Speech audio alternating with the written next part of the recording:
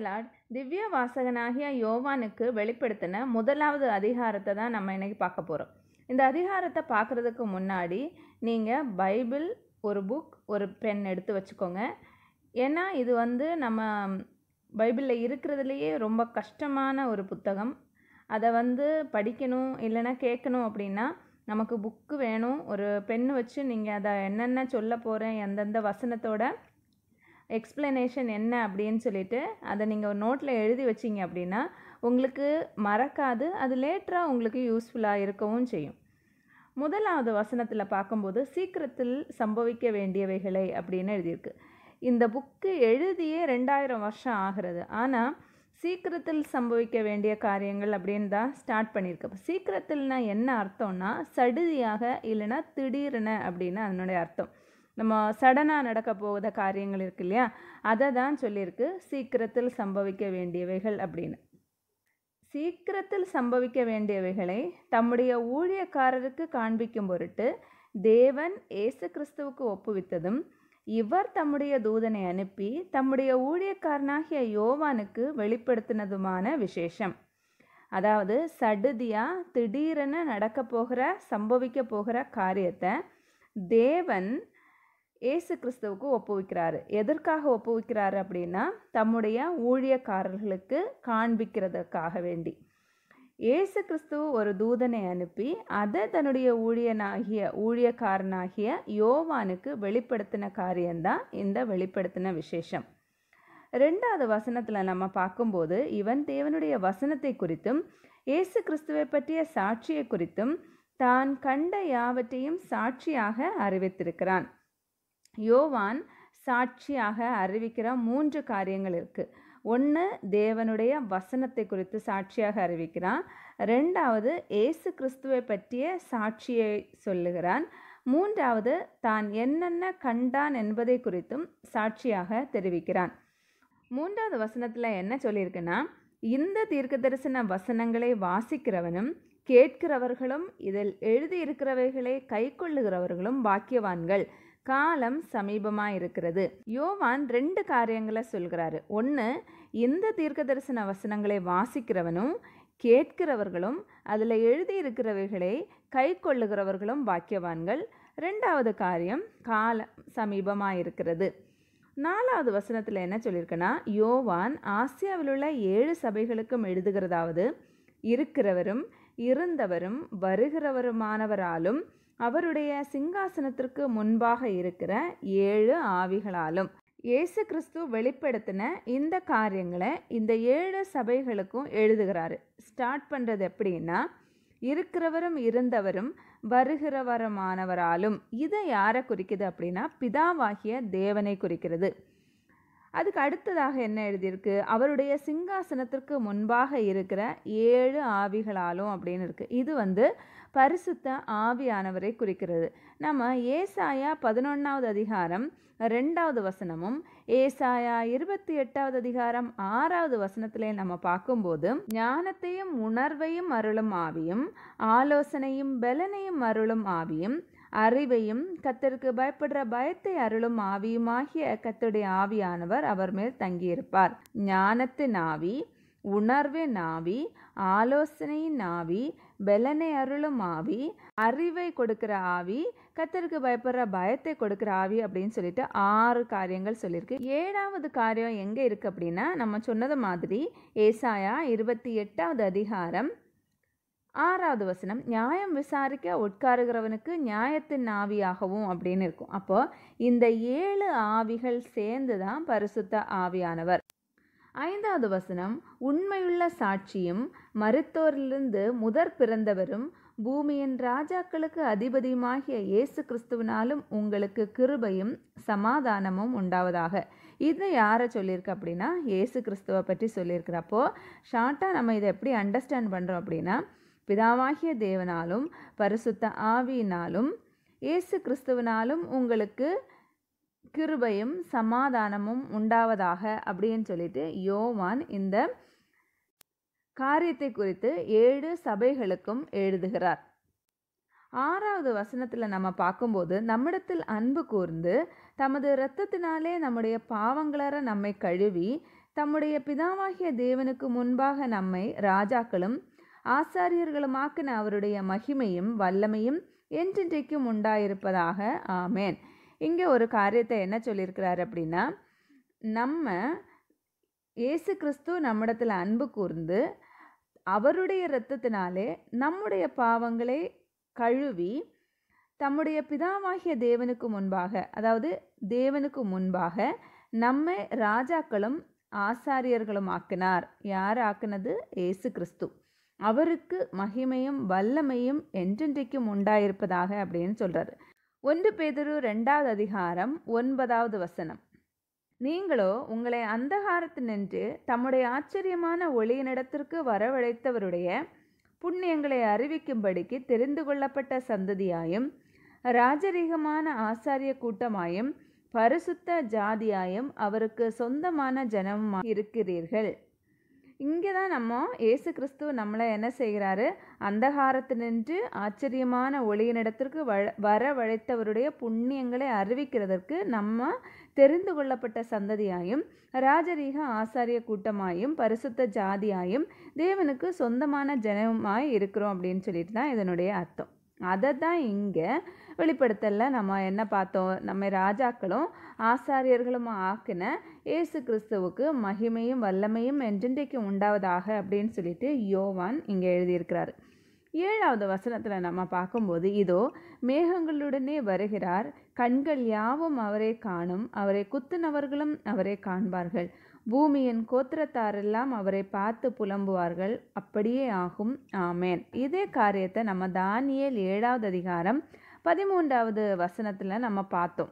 ராத்தரிசனங்களிலே நான் பார்த்து கொண்டிருக்கையில், இதோ மனுஷகுமாரனுடைய சாயலான ஒருவர் வானத்து மேகங்களுடனே வந்தார், அவர் நீண்ட ஆயுசுள்ளவர் இடமட்டும் வந்து அவர் சமீபத்தில் கொண்டு வரப்பட்டார். இங்கே நம்ம ஏற்கனவே பார்த்துருக்கோம், நீண்ட ஆயுசுள்ளவர் அப்படின்னா பிதாவாகிய தேவனை குறிக்கிறது. மனுஷகுமாரனுடைய சாயலான ஒருவர் அப்படின்னு சொன்னது இயேசு கிறிஸ்துவை குறிக்கிறது. இப்போ இயேசு கிறிஸ்து எப்படி வருகிறார் அப்படின்னா, வானத்து மேகங்களுடனே வருகிறார், நீண்ட ஆயுசுள்ள பிதாவினிடத்தில் வந்து அவர் சமீபத்தில் வந்து நிற்கிறதாக நம்ம இந்த வசனத்திலோட பார்க்குறோம். இதே காரியத்தை தான் நம்ம எங்கே பார்க்குறோம்? இந்த வெளிப்படுத்தல் 7வது வசனத்தில் மேகங்களுடனே வருகிறார் அப்படின்னு இருக்கு. கண்கள் யாவும் அவரை காணும், அவரை குத்துனவர்களும் அவரை காண்பார்கள் இருக்கு. அப்படின்னா இந்த பூமியில் இருக்கிற எல்லாரும் இயேசு கிறிஸ்துவை என்ன பண்ணுவாங்க அப்படின்னா பார்ப்பாங்க. அவரை குத்துனவர்கள் அப்படின்னு சொல்லியிருக்கு இல்லையா? அது யாரை குறிக்குது? யூதர்களை வந்து குறிக்கிறது. ஆனால் இந்த சம்பவம் நடக்கிறது எங்கே அப்படின்னு பார்க்கும்போது, யோவான் 19வது அதிகாரம் 34வது வசனம். ஆகிலும் போர் சேவகரில் ஒருவன் ஈட்டினாலே அவருடைய விலாவில் குத்தினான், உடனே இரத்தமும் தண்ணீரும் புறப்பட்டது. 37வது வசனம். அல்லாமலும் தாங்கள் குத்துனவரை நோக்கி பார்ப்பார்கள் என்று வேறொரு வேத வாக்கியம் சொல்லுகிறது. இந்த காரியம் நமக்கு தெரியும். ஏற்கனவே இயேசு கிறிஸ்துவை வந்து மரித்து அவர் சிலுவையில் இருக்கும்போது தான் அவரை ஒரு போர் சேவகன் என்ன பண்ணுறான் அப்படின்னா ஈட்டினாலே அவருடைய விலா எலும்பில் குத்துறான். இந்த காரியத்தை தான் என்ன சொல்லியிருக்கு வெளிப்படுத்தல, அவரை குத்துனவர்கள் அவரை காண்பார்கள் அப்படின்னு. இதை யார் வந்து பார்ப்பாங்களாம்? யூதர்களை குறிக்கிறது. நம்ம சகரியா 12வது அதிகாரம் 10வது வசனத்தில் பார்க்கும்போது, குடும்பத்தாரின் மேலும் எருசலேம் குடிகளின் மேலும் கிருபையின் ஆவியையும் விண்ணப்பங்களின் ஆவியையும் ஊற்றுவேன். அப்பொழுது அவர்கள் தாங்கள் குத்தின என்னை நோக்கி பார்த்து, ஒருவன் தன் ஒரே பேரானவனுக்காக புலம்புகிறது போல எனக்காக புலம்பி, ஒருவன் தன் தலைச்சன் பிள்ளைக்காக துக்கிக்கிறது போல எனக்காக மனங்கசந்து துக்கிப்பார்கள் இருக்கு. தாங்கள் குத்தின என்னை நோக்கி பார்ப்பாங்க அப்படின்னு சொல்லியிருக்கு. அப்படி பார்க்கும்போது ஒருவன் வந்து தன்னுடைய ஒரே பேரான பிள்ளைக்காக புலம்புகிறது போல இயேசு கிறிஸ்துவுக்காக புலம்புவார்களாம். ஒருவன் தன்னுடைய தலைச்சன் பிள்ளைக்காக புலம்புகிறது போல எனக்காக மனங்கசந்து துக்கிப்பார்கள் அப்படின்னு சொல்லிட்டு இங்கே ஏற்கனவே சகரியா தீர்க்கதரிசியை கொண்டு இந்த தீர்க்க தரிசனத்தை சொல்லியிருக்கிறாங்க. அதே காரியம்தான் இப்போ நம்ம வெளிப்படுத்தல் 1வது அதிகாரத்திலையும் பார்க்குறோம்.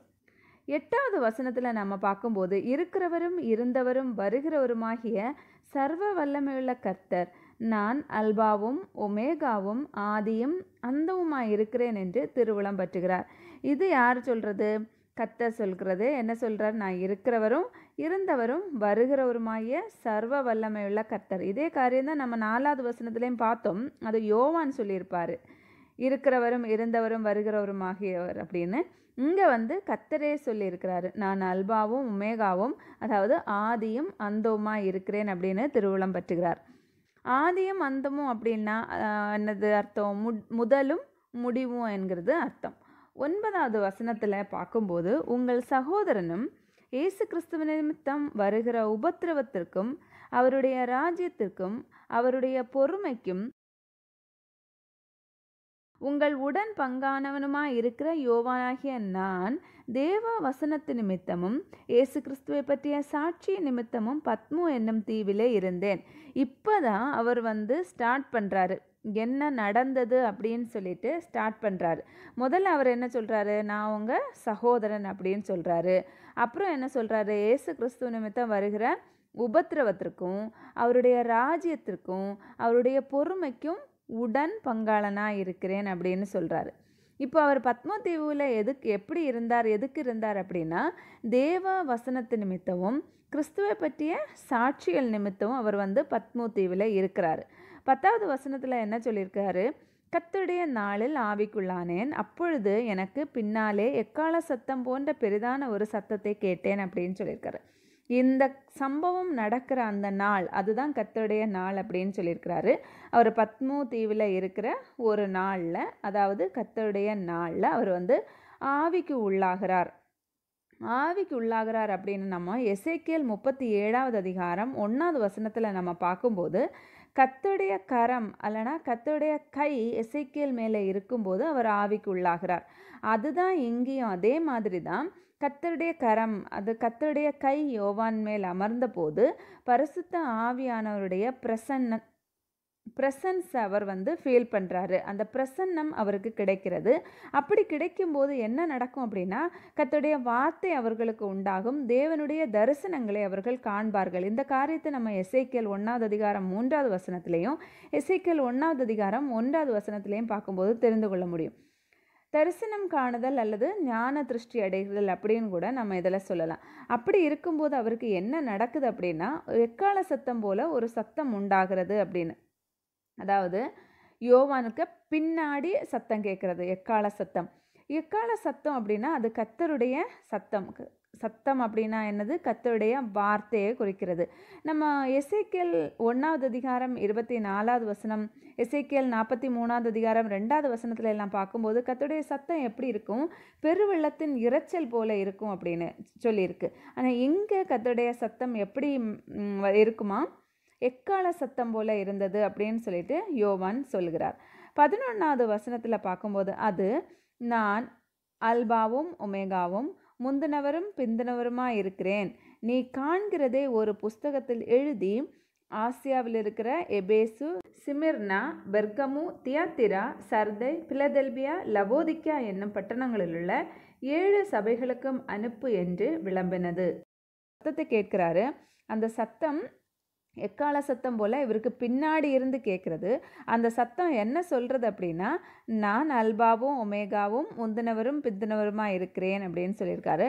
இந்த காரியம் நம்ம 8வது வசனத்துலேயும் நம்ம பார்த்த அதே காரியம்தான் தேவனை குறித்து தேவன் சொல்கிறது.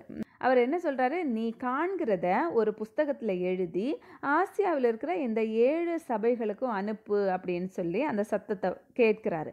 இவர் என்ன பண்ணுறாரு அப்படின்னா, 12வது வசனத்தில் பார்க்கும்போது, அப்பொழுது என்னுடனே பேசின சத்தத்தை பார்க்க திரும்பின போது 7 பொன் குத்து விளக்குகளையும், இதில் 12, 13, 14, 15, 16 வரைக்கும் ஒரே கண்டென்ட் தான். அதாவது இவர் சத்தத்தை கேட்கிறாரு. அந்த சத்தத்தை யார் பேசுகிறது அப்படின்னு பார்க்குறதுக்காக வேண்டி இவர் என்ன பண்ணுறாரு? டேர்ன் பண்ணி பார்க்குறாரு, திரும்பி பார்க்குறாரு. திரும்பி பார்க்கும்போது என்னென்ன காண்கிறார் அப்படின்னு தான் இந்த 12வது வசனத்திலிருந்து 16வது வசனம் வரைக்கும் சொல்லப்பட்டிருக்கிறது.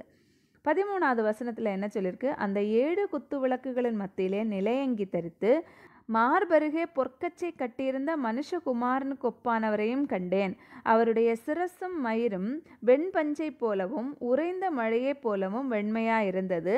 அவருடைய கண்கள் அக்கினி ஜுவாலையை போலிருந்தது. அவருடைய பாதங்கள் உலைக்களத்தில் காய்ந்த பிரகாசமான வெண்கலம் போல் இருந்தது. அவருடைய சத்தம் பெருவெள்ளத்து இரைச்சலை போலிருந்தது. தமது வலது கரத்தில் 7 நட்சத்திரங்களை ஏந்தி கொண்டிருந்தார். அவர் வாயிலிருந்து இருபுறமும் கருக்குள்ள பட்டயம் புறப்பட்டது. அவருடைய முகம் வல்லமையாயும் பிரகாசிக்கிற சூரியனை போலிருந்தது. நான் அவரை கண்டபோது செத்தவனை போல அவருடைய பாதத்தில் விழுந்தேன் அப்படின்னு சொல்லியிருக்கிறார்.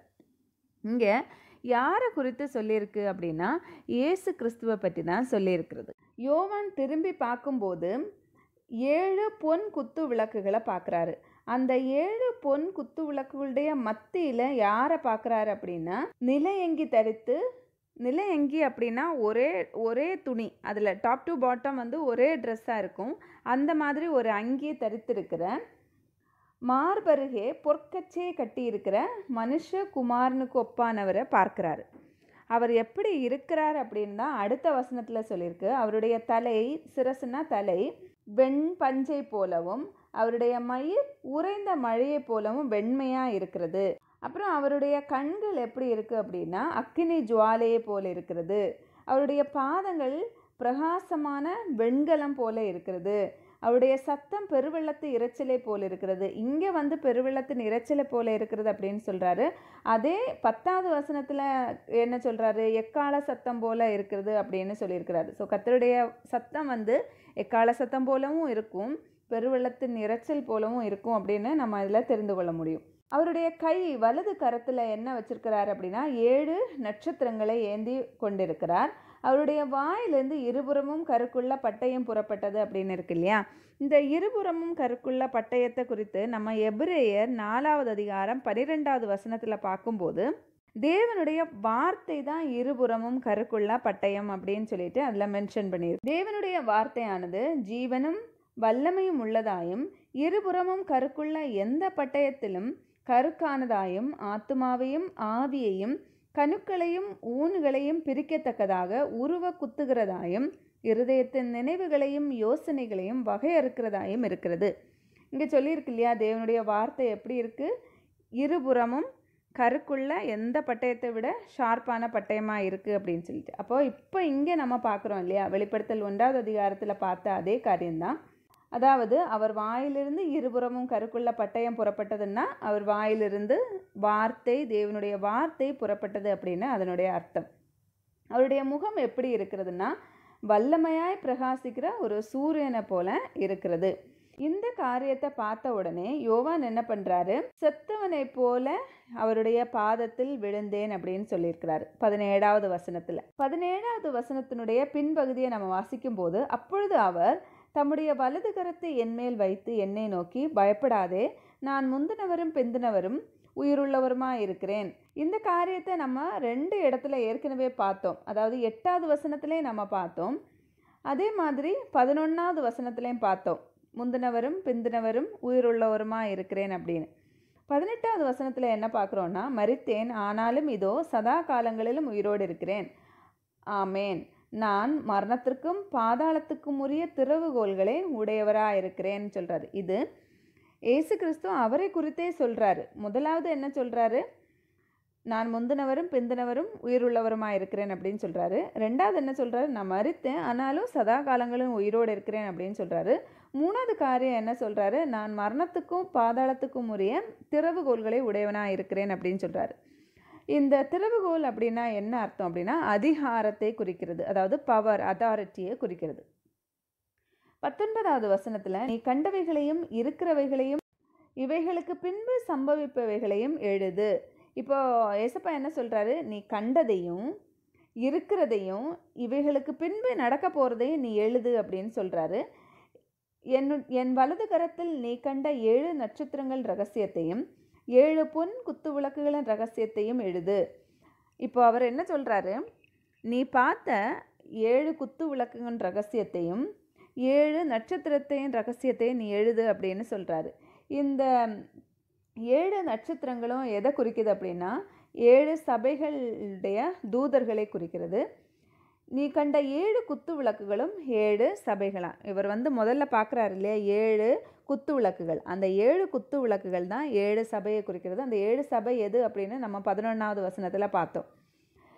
அந்த 7 சபையில் இருக்கிற 7 சபையினுடைய தூதர்கள் தான் இயேசு கிறிஸ்துவனுடைய கையில் இருக்கிற வலது கரத்தில் இருக்கிற அந்த 7 நட்சத்திரங்கள். இதனுடைய ரகசியத்தை தான் நீ வந்து எழுது அப்படின்னு சொல்லிட்டு இயேசு கிறிஸ்துவ வந்து யோவான்கிட்ட சொல்கிறாரு.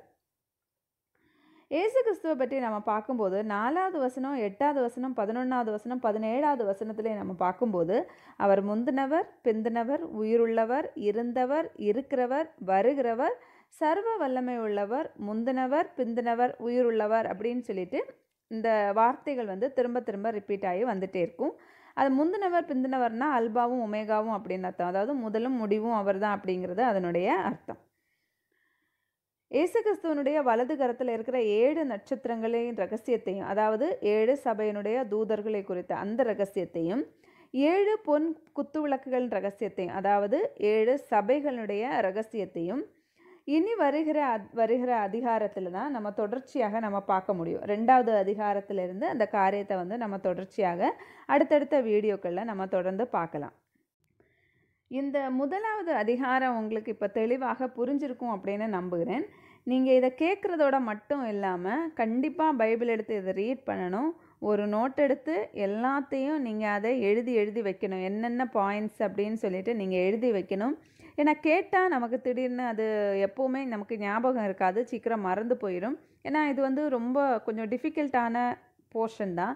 அதை வந்து நம்ம ஒரு தடவை எழுதும்போது அப்போ வந்து இன்னும் நமக்கு நல்லா வந்து ரெஜிஸ்டர் ஆகும், மனசில் வந்து ரெஜிஸ்டர் ஆகும். ஏன்னா அடுத்தடுத்த இப்போ கேட்கும்போது நமக்கு வந்து ஈஸியாக இருக்கிறது மாதிரி இருக்கும். அடுத்தடுத்த அதிகாரங்கள் நம்ம பார்க்கும்போது கொஞ்சம் கன்ஃபியூஷனாக இருக்கிற மாதிரி தான் இருக்கும். அதனால் கண்டிப்பாக நீங்கள் என்ன பண்ணுங்கள், முதல்ல ஒருவேளை உங்களுக்கு டைம் இல்லை, கேட்குறதுக்கு மட்டும்தான் நேரம் இருந்தது அப்படின்னா அதை கேட்டுட்டு டைம் இருக்கும்போது இதுக்குன்னு சொல்லி தனியாக ஒரு நோட்டு வாங்கி அதை நீங்கள் எழுதி வைக்கிறது நல்லது. பைபிளை கூட பக்கத்தில் வச்சுக்கோங்க. ஏன்னா ஒவ்வொரு வசனத்துக்கும் நம்ம வந்து அதுக்கு மீனிங் சொல்கிறதானதுனால அந்த வசனத்தையும் பார்த்து இந்த ஆடியோவும் கேட்டு நீங்கள் ரைட் பண்ணி எழுதும்போது அது உங்களுக்கு மறக்கவே செய்யாது. எப்போ இருந்தாலும் உங்களுக்கு இது ரொம்ப யூஸ்ஃபுல்லான ஒரு கண்டென்ட் தான் இது. ஏன்னா இந்த காரியம் வந்து சீக்கிரத்தில் சடுதியாய் நடக்க போகிற ஒரு நிகழ்ச்சி, ஒரு சம்பவம். அதை வந்து நமக்கு தெரியணுங்கிறதுக்காக தான் தேவன் வந்து இயேசு கிறிஸ்துவுக்கு ஒப்புவித்து இயேசு கிறிஸ்து தம்முடைய தூதனை அனுப்பி யோவானுக்கு வெளிப்படுத்தி கொடுத்துருக்கிறார். அதனால் அதில் இருக்கிற முக்கியமான ஆழமான கருத்துக்களை நம்ம அறிந்து கொள்ளணும் அப்படிங்கிறது தேவனுடைய சித்தமாக இருக்கிறது. அதை நம்ம அறிந்தோம் அப்படின்னா அதில் என்ன சொல்லியிருக்கு அப்படிங்கிற காரியத்துக்கு நம்ம என்ன பண்ணுவோம், கீழ்ப்படிந்து நடக்க நம்ம ஒப்பு கொடுக்கிறவர்களாக இருப்போம். வெளிப்படுத்த விசேஷத்தை குறித்து நம்ம ஒவ்வொரு வாரமும் ஒரு வீடியோ வந்து தொடர்ச்சியாக போடலாம் அப்படின்னு நினச்சிருக்கேன். கர்த்தருக்கு சித்தமான ஒவ்வொரு வாரமும் இந்த வீடியோ வந்து தவறாமல் வரும். நீங்கள் அதை ஒரு நாள் உங்களுக்கு டைம் இல்லை, கேட்குறதுக்கு மட்டும்தான் நேரம் இருந்தது அப்படின்னாலும் அடுத்தடுத்த நாட்களில் இருக்கிற நேரத்தில் கண்டிப்பாக நீங்கள் இதை நோட் எடுத்து வச்சுக்கோங்க. ஏன்னா இந்த வீடியோ போடுறேன் அப்படிங்கிறதுக்காக எனக்கு எல்லாம் தெரிஞ்சு நான் இதை வந்து போடலை. நானே இப்போ தான் ஃபஸ்ட்டாக ரீட் பண்ணியிருக்கேன் இதுக்கு முன்னாடி. ஆனால் எனக்கு ஒரு எக்ஸ்பிளைன் பண்ணுற அளவுக்கெல்லாம் ஒன்றுமே தெரியாது. ஏன்னா வெளிப்படுத்தல் வந்து எல்லாருக்குமே ரொம்ப கஷ்டமான ஒரு சப்ஜெக்ட் தான். எனக்காக உங்களுக்காக நான் இன்னும் கஷ்டப்பட்டு தான் இதை என்ன பண்ணுறேன் அப்படின்னா அதை அண்டர்ஸ்டாண்ட் பண்ணி ஆண்டவர்கிட்ட கேட்டு ரெஃபர் பண்ணி இந்த வீடியோவை உங்களுக்கு மேக் பண்ணியிருக்கேன். இந்த பைபிள் ஸ்டடி உங்களுக்கு பிரயோஜனமாக இருந்திருக்கும் அப்படின்னு நம்புகிறேன். மீண்டும் அடுத்த வீடியோவில் நம்ம பார்க்கலாம். Have a nice day. God bless you all.